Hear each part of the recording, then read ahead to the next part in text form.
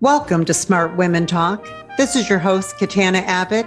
I'm a midlife millionaire coach and a certified financial planner, and I search the world for smart women and a few good men, including best-selling authors and thought leaders who are on that leading edge.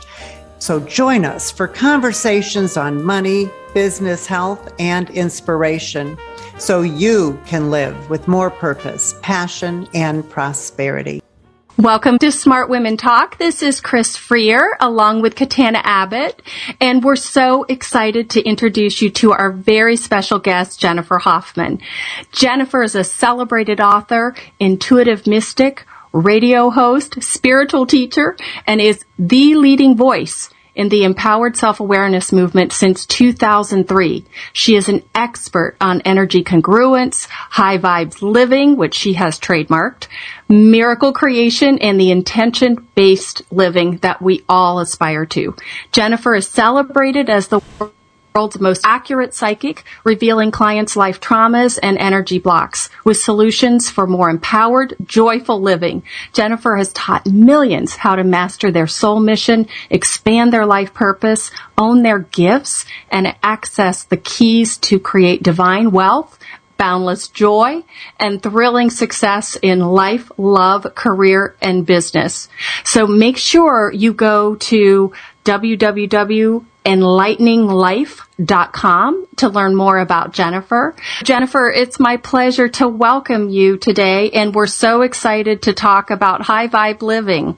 Oh, thank you so much, Chris, Katana. I'm really excited to be here. You have a really interesting life because from what I know, you started out in the technology area as an executive, and now you're this spiritual teacher and almost an intuitive mystic with the astrology and being able to read people and do psychic readings. I work with baby boomers, and I see a lot of people as they approach midlife finding these new gifts that they have. Can you tell us a little bit about your path? I've always been highly intuitive. I had my first intuitive experience, I remember, when I was 2.5 years old. I'm a baby boomer, too. I'm in my late 50s, so that wasn't really something you talked about. And I went through my life completely ignoring my gifts, knowing these things but not paying attention to them. And I really wanted a career in technology, so I went and in business. That's what I really wanted to do. I wanted to do business. And then when technology came out in the 80s, I decided I wanted to do technology. I have multiple degrees. Most of my technological skills are self-taught. I really try to go up the ranks, and every time I would get in a new job, I got laid off 6 times in 8 years, to put it in a nutshell. I worked really hard, but the corporate world didn't want me. So one day, this is back in October of 2003, I was looking for a job, going through after having had my, I think, 4th layoff. And I was doing a reading for a friend, and I'm talking to her, and she's staring at me, open mouth, and just staring at me, no blinking. I finally stopped talking, and I said, "What's wrong with you? Why are you looking at me like that? What happened?" She said, "Jennifer, your voice has changed, and you're glowing." And I thought, oh, no. What's here? It was Archangel Uriel, which is one of the entities that I work with and that I channel, and he said to me, "I want you to work with me." And I said, "That's really nice. Thank you for the offer, but no thanks, because I want a job. I want to do corporate work." And, of course, I didn't have a job. I was looking for a job. So said no for a few months, and then finally he kept on bugging me. So finally I said, okay, I'll put up one website. I'll do one newsletter, because my background's in technology. I know how to do that. And that was in 2003, and now my newsletter goes out to 4 million people. I've actually doubled my audience in the last 2 years, and I reached millions more. And my technology job, my last layoff was in 2007, and that was the end of the technology job. But I want listeners to understand that, first of all, it's highly possible for you to take your life in a completely different direction and to be quite successful at it. And if what you're doing is not working, it's like the universe looking at you, knocking at this door, saying, okay, look in this other direction. And it took me a long time to let go of my corporate career. I wasn't particularly happy at first because I really liked the work that I did. So once I finally had to let go of it, it wasn't like, okay, I'm done, and thank you very much, I'm really happy. No, it wasn't like that at all. I still kept looking for a job. I still wanted to go back to work, so to speak, because I missed my career. And that transition isn't always easy. It's necessary, because what you'll find is if you really have a purpose in another direction, every other door is going to slam shut in your face. But the ultimate outcome of that is extremely rewarding, and I love what I do, and I help millions of people, and I just speak from my heart. I'm very honest. I'm very open. Like you, Chris, I'm extremely open about my personal life and everything that happens in it, because I think that we need to share that. I don't want anyone to think that I sit in some ivory tower and nothing ever happens to me, which is completely the opposite.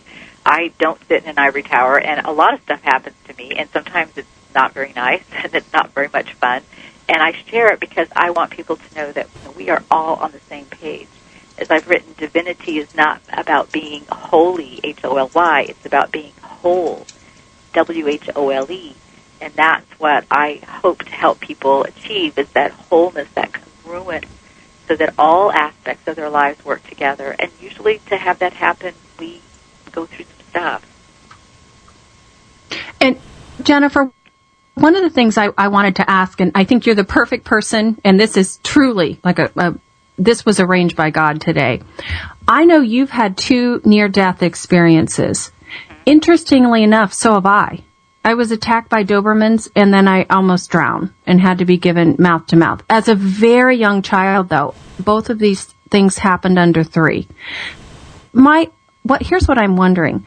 Do we have to go through trauma to get on the path of enlightenment? Our generation did.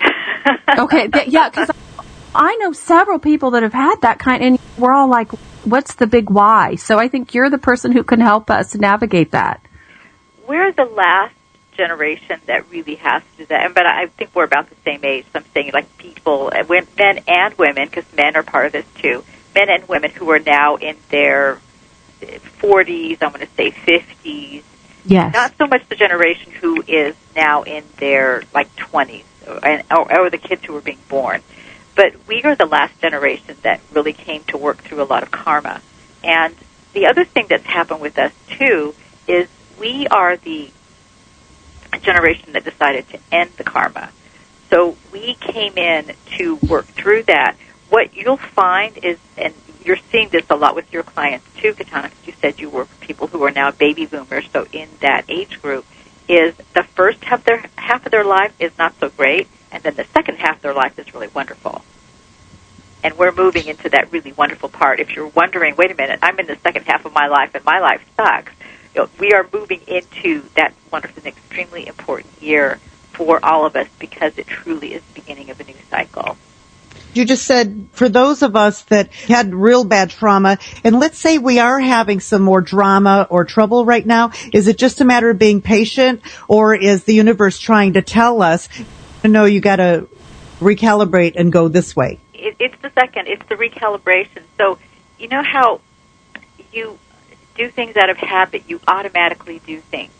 And it's like Chris said when she was talking about her FATE acronym, the last one, the action. So I can't remember the E word you used, but enthusiastic. Yes, enthusiastic. So, but enthusiastic, the word entheos, enthusiasm, means with spirit.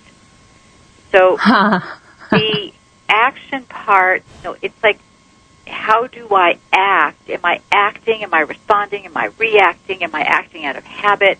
That desire to fix things, to change things. We're all still in that Atlantis paradigm where we're trying to prevent the world from tipping over and all of us going to hell in a handbasket, where we automatically assume the worst is going to happen, I better step in and take care of this, so we take on the trauma rather than realizing I've done the work, I'm here to show people a different way, so nothing is going to tip over, and I don't have to put myself in front of this train. I've heard you talk about the whole concept of energetic congruence. Is that sort of a nice segue into that? Yes. Because if you think of congruence is as like all the pieces fitting together and the whole thing working, like a Swiss watch where all the little gears fit together precisely and everything works precisely. And that doesn't mean that it has to be perfect. It means that the pieces are together so that, and I use very loosely the terms rich, happy, and successful, because when you think about it, that's what everybody wants. They want to have money, or they want to have their financial needs met, they want to be happy, and they want to have success. They want to feel good about what they're doing and who they are as a person. So all of that can happen when your life is congruent, when all the pieces are flowing together and they're working together in harmony. Because congruence creates harmony.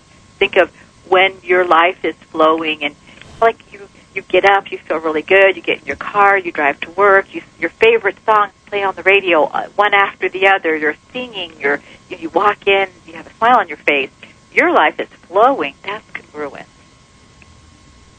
And when you're congruent and things are flowing and your energy is higher, you just continue to attract more and more positive things to you. And I remember hearing that when we're in a high vibration, we're tapped into all the people in a high vibration. When we're really in a low vibration, we're tapped into everyone. Think about that. That's in the low vibration. Is that your belief too? Absolutely.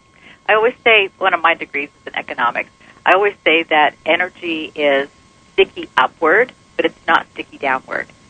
The people who are at a low vibration cannot really see the people who are at a higher vibration unless they raise their vibration. But those who are at a higher vibration, they see everybody. They see energy downward because they can choose whatever vibration that they can be at. So as you lift your vibration, you can see all the vibrations. You just don't want to be with the lower vibration people because they make you unhappy. I was at a hotel at a conference over the weekend and got up the last day, and there was no water in the hotel. Like, they had to shut the water off because they had a water main break. So I went downstairs and asked them if they had bottled water or something that I could buy. I was perfectly willing to buy it because I needed to brush my teeth. There was literally no water. I said, okay, fine, I get it. I'll just take a sponge bath. It reminds me of camping when I was a child. And if you listen to my radio show, you know that I really hate camping. And so they gave me some water, but this other man came down, and he was furious. And I thought, it's not the hotel's fault. They would much rather have the water turned on than have to call everybody and tell them that there's no water in the hotel, and they're not sure when the water main's going to be fixed. But I could have just said, okay, fine, I'll figure this out. I'll do something else. Thank God for hairspray.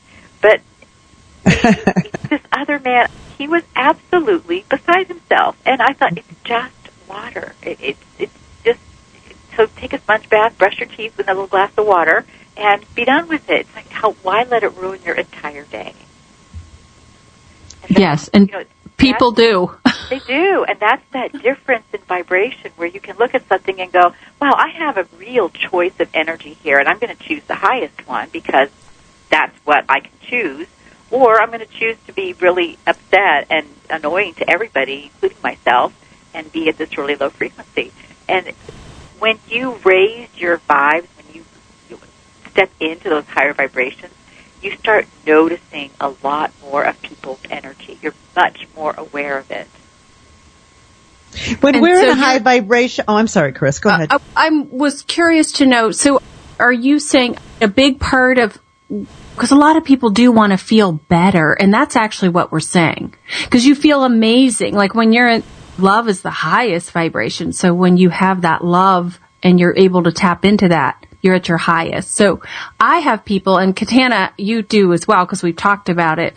People say, okay, I'll have what she's having. So what is the how-to path? It sounds like part of raising it is making a conscious choice and choosing to be aware. But is there more to it? It's knowing that you have first of all, knowing you have a choice. You can be at any vibration you want. It's like coloring your hair. Mm-hmm. Actually, it's more like nail polish. Remember when nail polish came in pink and red? Yes. Remember? And now it comes in blue and yellow and black and purple and just every color you can imagine of nail polish. Because and it was a woman, some woman decided that she wanted to paint her nails blue, and she was tired of the regular colors. she made up some blue nail polish, convinced her boss that women would buy it, and it outsold everything. It created this whole new theme in nail polish of having nail polish, blue nails, yellow nails. It's like that. It's as soon as you realize I have the choice of energy at any level that I want. Remember, everyone's sovereign in their life. As soon as you step into that idea of being in control of your life and in control of your energy, and it's like a big buffet, and you can pick whatever you want, suddenly it changes how you look at your life, because you realize, I can do whatever I want. There's no one that has the authority to tell you, you can't be at that vibration. You have to make a choice to be in a higher frequency, and then see what that becomes for you, because it's different for everyone. There's no standard. So a higher frequency for you may be a camping trip in the wilds of Montana. That would not be my happy place, believe me. It's different for everyone, so you have to just decide, okay, I'm going to be in this higher frequency. I choose to be in this higher vibration. What does that look like for me? So it's one thing to say it, but how do people that have not done this before, how do they get there and how do they stay there? For example, I have this affirmation that I've shared with millions of people. Everyone in my life loves, honors, and respects me. And what that does is it sets up an energy boundary that lets people know the energetic price of admission into your life is to love, honor, and respect you.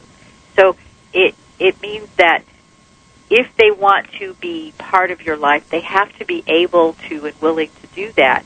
The people who can already do that won't even notice the boundary. The people who have to think about it will see it as a wall and with a big door that says love, honor, and respect me, or you can't come in here. It's setting up energetic boundaries like that. But it's also choosing to not be upset by things, choosing to not be traumatized by things, choosing to look beyond what seems to be the obvious, oh, this is a really terrible thing, to giving ourselves that extra push into, okay, what other options are available to me. One of the things that happened to me as I was going through this terrible process in my life back in 2003, which is also when a lot of people's lives just completely fell apart, I had moved to Phoenix to take a job with a company that, once I got to Phoenix, decided they didn't want to hire me. And despite my great resume, I couldn't find a job. I just could not find a job. And I finally, in desperation, called a metaphysical bookstore thinking that I could get a job doing readings, although I didn't think I was very good. And I got the job, which terrified me. I was terrified that I was going to go in there, and I know nothing about reading tarot cards. I would lay the cards on the table and just use my intuitive gift to say whatever I thought the cards were saying. And I was first of all terrified that I got this job, that I had to actually sit in front of people and give them intuitive readings, really upset that I could not find a job. And I went to work every day just knowing that someone was going to call me out, I was going to be a fraud, and then I was going to be totally homeless. And I was actually almost totally homeless at the time. I was sleeping on a twin mattress on the floor of a friend's apartment, and I had almost no money, and this was the only job I could find. I ended up really fine-tuning my intuitive skills because I had to do it every day for work, so my economic life depended on it. And then I became the best reader in Phoenix. I had dozens and dozens of clients. I was booked out for months. I had all these people coming to me, and I still didn't think I was very good at what I did. And I just waited for someone to tell me I was a fraud. I didn't choose to embrace that and to really capitalize on it because I didn't know that I could or that I should. But it was a choice for me, and I was dealing with other things. And once I decided, okay, I'm going to be the best reader I can be, I became the best reader that I could be. And I was still a little bit nervous. But being in any energy is a choice. Just like having no water at the hotel. I could choose to see it as, wow, this reminds me of camping when my mother used to give us a little glass of water and our toothbrush, and that's how we brushed our teeth, to being furious that the hotel has no water, which wasn't the hotel's fault. It's a choice. It's a conscious choice that we make in every moment of every day. I'm going to be in this high frequency. I'm going to be happy. I'm going to enjoy my life. I'm going to find every single bit of joy that I can find in this day and own it. So you were still not believing your gift, but No. you were still attracting abundance. Well, how do you explain that? I think it was the universe's way of dragging me along despite my protesting. It tends to do that to me. I didn't really have a choice because I had no other options. This was my work. I did this, or I literally had no money. I was still looking for a job, but I was doing the card reading. And every night I would go home and I would just cry myself to sleep and say, God, you're making a mess of my life. Please take me home. Thank you very much. And I would wake up every morning and look around and go, darn it, I'm still here. I did this every day for 6 months, and then one day I started crying, and I was trying to pay my bills, and I was crying because I didn't have any money, and I'm sitting at my desk and feeling like a total idiot. Here I am, a grown woman. I am sleeping on a twin mattress on the floor of a friend's apartment. I have no money. I was making more money, but I had just enough to pay my bills. Because, again, I still wasn't owning my gifts. I was doing okay, but I wasn't doing as good as I could have. And I'm sitting here trying to pay my bills, and I thought, you know what? I haven't been to France in a while. I think I'm going to go to France. So I was born in France. I grew up in France. I speak French. And I decided to take all the energy that I was focused on saying, God, please take me home to, I want to go to France. And I just put it out there. I wanted to go to France for 2 weeks to a nice place that I hadn't really been to before, and I didn't think anything else of it. So I paid the rest of my bills, and I went on with my day. And then 2 days later, I got an email from a man that I had known when I lived in Washington, D.C., who owned a travel agency. He had a tour going to France in that year in August, this was June, and needed a translator. Was I available? He would pay for my entire trip, pay me for going, and this was all expenses paid, and this was a very expensive tour. So 5-star hotels, 3-star restaurants, everything was first class. And of course I was available. But if someone had told me that you could go to France as a translator and your trip would be paid for, I would have thought they were absolutely nuts. Who would pay me to go to France and speak French? When I went on this trip, so I went on the trip, I had a lovely time, and I came back, I realized something, that all I had to do was stop asking to be taken home, to stop looking for the way out, and instead focus on what I had, focus on what was right in front of me. And that's when things really opened up for me.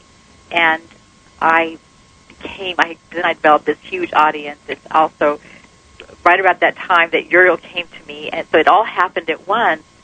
And it's the focus that I put on whatever area I was focusing on. Once that shifted, everything else shifted with it. You can be creating this really wonderful life. You can be having everything you want in your life, and you've got the money, you've got everything else, but you don't appreciate it, or it's not really what you think you want, or you want something different, or you're not really sure that this is it, so you've got one foot on here in this success, and you've got one foot somewhere else. It's a matter of, again, becoming congruent and looking at that, and also knowing that you can choose whatever energy you want to be in. As soon as I said, I want to go to France, and I put all my energy to France, I manifested this free trip. And remember, I had no money. I had to scrape together the money to take with me for spending money. Everything else was paid for, but I just had no money. I dug myself in this really deep hole, and until I stopped digging deeper, I was in this really terrible place, which was quite scary. One of my life karma issues is to be homeless, and that's something that I have always been extremely afraid of. And here I was living it. Was it as scary as you thought? You're saying your biggest fear is being homeless. You actually lived it. So what? So many times we put all of this energy into this fear, and then even when you realize it, it's not oftentimes as bad as you thought it was going to be. It wasn't much fun, let me tell you. But I didn't die. But I don't want to do that again. So, Jennifer, that sounded like a miracle when you just said something or thought something and then it manifested. And I think so many times in our lives, we do these kind of things. Everyone does it. We say something, we think something, and it happens, but we poo it. Right. Oh, that'll never happen, or oh, that's not even possible. But the universe just... Or it was just a coincidence. That's my point. Or the miracle happens, and they don't look at it as a miracle. Are we all capable of manifesting miracles in our life on command? Absolutely. Because a miracle is nothing more than a shift in energy from one place to another. That's all a miracle is. We tend to see those instant results at these God help me moments because we no longer have the luxury of being afraid. So think of when you are in the worst time of your life and you need a miracle and all of a sudden something miraculous happens. It's because you don't have the luxury of it not happening. So you can't hope that it'll happen or wish that it'll happen. It's got to happen, and it's got to happen right now. And then lo and behold, it does. That's because you put all your energy. So your energy was congruent. It was all flowing towards the same thing. I need a miracle. Get me out of this mess, or fix this situation. And boom, something miraculous happens. That's because you focused so much energy into that outcome that it had to happen. But we don't have to wait for those moments to create miracles. We can actually make this happen every day. For example, I wear contact lenses, and I was looking at my lenses, and I thought, oh, shoot, I need to go buy some more contact lenses. I didn't realize I only had one box left. So that night, I was with clients, and I didn't hear the phone ring. My phone rings, and I had a message from Costco. So I called Costco the next morning, and I said, this is Jennifer Hoffman. I got a call from you. She said, oh, this is Tammy in the optical department, and we have 4 boxes of contact lenses that have your name on them. I said, oh, I thought I already got my lenses. She said, I found them in a drawer, and they've already been paid for, so you can pick them up. So somehow I have 4 boxes of contact lenses at Costco. I don't know where they came from, but just the day before, I thought I was going to have to go to Costco, order the lenses, et cetera, and hope that I didn't run out until they take a few days to come. But they're there. And someone might say, oh, but that's just like a coincidence. Call it what you want, but I asked for contact lenses, and Costco calls me and says they have 4 boxes that I've already paid for. Is that not a miracle? I love doing this looking back to leap forward exercise, and people could look back at their story. And I like to do it in decades and write the story out, and then you can connect the dots and start seeing the miracles in everything and how it was perfect. And then we can become more patient. Because I like to say high intention, low attachment, but too often I see myself doing this. We get impatient and we try to force something when there may be something much better for us. Exactly. And as I said before, I'm an Aries. I'm really good at forcing. Forcing things. Move, darn it. And I push. But I have learned that if it's, my mother used to say, if it won't move, don't force it. But it's like letting that flow. Yes, I could have saved really hard and worked really hard and struggled to get my trip to France and clawed my way to it. I got a free trip. And not only that, this guy was a travel agent. Somebody else made all the arrangements. All I had to do was get on the bus and speak French to the driver. That was truly all I had to do. There was a friend of mine, and she had this dream of doing a trip around the world. And this is years ago when blogging was new. And so because she started blogging about this organization, they invited her to come on their fancy trip of wealthy people where they take them in a private jet around the world. And she got to do that. And it was nothing she could have ever orchestrated. It was the same type of thing. Right. Our job is to put the energy out there. We set the intention.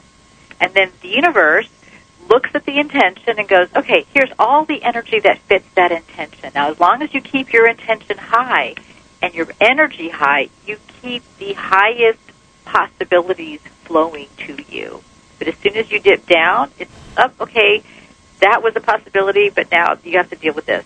And it's, for us, it's a game.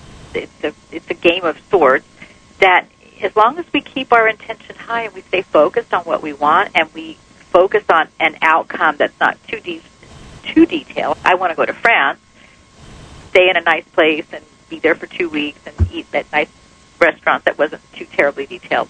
But I got exactly what I wanted, and he paid me for going. He paid me every day. I got a salary for going on this trip. What do you think the biggest problem is that people have that paralyzes them from doing that? The biggest problem is they just don't believe it can happen. They don't believe in themselves. They doubt their abilities, and they think that it's special people, that these things happen to special people or the good people or anybody but them, when actually this is for everybody. The miracles, living a high-vibed life, all of that, this is what we can all have. In fact, it's what we all aspire to on some level. Nobody ever says, I want to be miserable when I grow up, or I want to be broke all the time. People just find themselves in lifestyles and patterns and things that that they inherit from their parents or that they just unconsciously fall into. Both of my parents suffered terribly in World War II. My father was a Holocaust orphan. My mother is French, and her family, she was one of, at the time, 5 children, and they had nothing. They lost everything in the war. They had no food. They had no money. They lost their house. They had to travel around. And my mother was young enough to remember all these things. So I grew up with people who knew lack. You didn't waste food in our house, ever. Even tomatoes, which I don't like. I had to eat my tomatoes. And I grew up with parents who had this tremendous sense of lack and this tremendous sense of not being in control of their life, where life always literally blowing up in their faces. I adopted that for many years until I figured out that I was adopting a mindset that I really didn't want.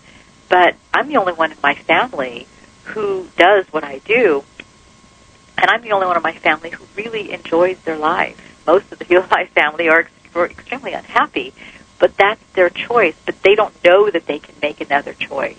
So our self-doubt, our not believing that another way is possible for us is probably the biggest mistake people make. Time has flown by. Absolutely. And we have to wrap. I'm so sad. I'd love for you to just share a tip with our listeners. Oh, no. So my tip is this. Before you make a decision, before you do anything, do 2 things. One is take a deep breath, because breathing grounds you. And just as a reminder, you live in that space in between breaths, because breathing is the one thing you have to do all the time. And the other is, I'm going to share this affirmation. I want you to say it as often as you need to, and it's really powerful, and it will create changes in your life. Everyone in my life loves, honors, and respects me, and everything in my life is a source of love, peace, and joy. Remember, everyone in my life loves, honors, and respects me, and everything in my life is a source of love, peace, and joy. For people that want to get on your newsletter, they can visit enlighteninglife.com. We want to thank you. It's been wonderful. Smart Women Talk is brought to you by Smart Women's Empowerment, a 501c3 nonprofit project of United Charitable. Music by Bill Lucas from his album When It Rains. Available on Apple Music and Spotify. Catch us wherever you listen to your favorite podcast, and be sure to join our free community at joinsmartwomen.com to access all our free Smart Women resources.